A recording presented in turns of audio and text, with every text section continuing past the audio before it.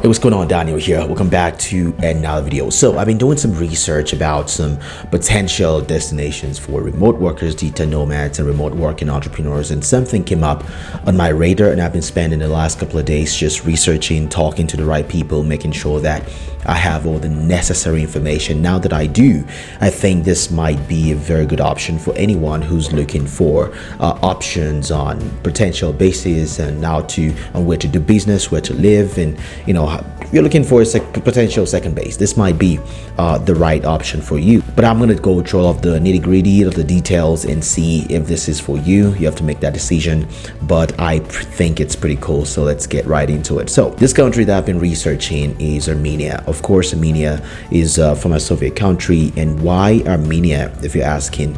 Armenia is a very beautiful country in Eastern Europe, with the capital Yerevan being one of the most affordable countries in Europe, with very solid infrastructure. It's one of the safest cities in the world, in fact, and the ease of doing business and just the openness to allow people to come in and do business and to live there is one of the reasons why Armenia is a good destination, a good soft landing spot for a lot of people, especially digital nomads. And if you've currently got a passport from one of the visa-free countries, you don't need any form of residency in order to work there. Of course, you can just go there and be there for as long as your visa or your passport allows you to be there for. So why am I talking about Armenia now? Because Armenia has a pathway to citizenship in 3 years. They have a 1-year temporary residency and a 5-year residency that you don't even need to be in the country in order to maintain. And after 3 years, you can file for your citizenship, which you can extend to your spouses or your immediate family, to put it very simply. Now, in order to get on this pathway, in order to start on this pathway, what are the first things that you need to do? If you don't want to be going to Armenia on a visa, of course, you need to register with the local tax office. And the way to do that is by registering as a private entrepreneur. So if you are a freelancer, you have a company, an agency, whatever that is, as long as you're willing to register your company in Armenia, you will be eligible to obtain a local tax number. And with that tax number, you can then go on to the next step, which means to file for your residency permit, which could be a temporary or a 5-year residency. Now, registration takes about 2 to 3 days, and you can even do it remotely.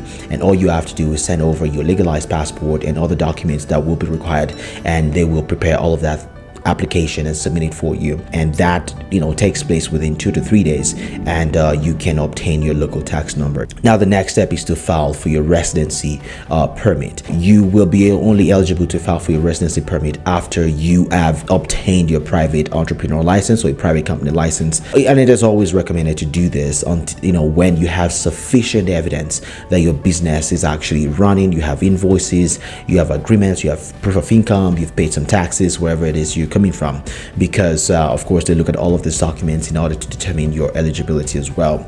Now, you do not need to have local clients in Armenia in order to file for your local business, in order to file for a residency permit. You can have business or clients all over the world. In fact, you can do your business solely outside of Armenia, but as long as you report your income to Armenia, you should be fine. And now, residency permit application is typically processed within 45 to 60 calendar days, and the cost of doing that is only about $260. So what are some of the benefits of having your temporary residency in Armenia? Of course, a resident permit allows you to enter and exit Armenia without visas. You can stay for long term, you can stay for a short term, you can study, you can do business and engage in other activities in equal basis with citizens. Of course, the only thing you wouldn't have to do, or you wouldn't be allowed to do, is to vote. Now, you're not required to spend any certain number of days in Armenia in order to apply or to maintain your residency, which is really good. So this is sort of like a paper residency like Paraguay or some of these countries offer to a lot of people. Now, most countries would require you to be in the country for 3-6 months, even sometimes they want you to be in the country for longer. Now, you can extend your residency permit to your immediate family, your spouse, your minor children, your parents, your siblings, and they may also qualify for residence permits as well. Now, the residence permit can be extended indefinitely if you don't want to apply for citizenship further down the line, you can extend indefinitely. If you have the 1 year, you can renew every year. If you have the 5 years, you can renew that every 5 years. Now, remote applications are possible, meaning you don't even need to be physically present in Armenia in order to apply for your residency permit. Now, after 3 years of applying or maintaining your residency, you become eligible for Armenian citizenship. There may be additional requirements, but this is a base requirement in order to qualify for Armenian citizenship after 3 years. Now, what are some of the tax benefits of having your business in Armenia or maintain a residency permit in Armenia? Now, if your annual sales do not exceed $58,000, you may be treated as a micro business, and that excludes you from paying any taxes at all. And you have to note that, services like consulting, marketing, engineering, accounting, these do not count as a micro business. Now, if your business falls into any of these categories, then you probably will be taxed at 5%. Now, that's provided that your annual sales do not exceed $280,000. So if you fall within the categories of marketing, accounting, consulting, you still be taxed at 5%, provided that you're not exceeding $280,000 in sales. So this is some of the things that Armenia offers that I think is really interesting for a lot of people.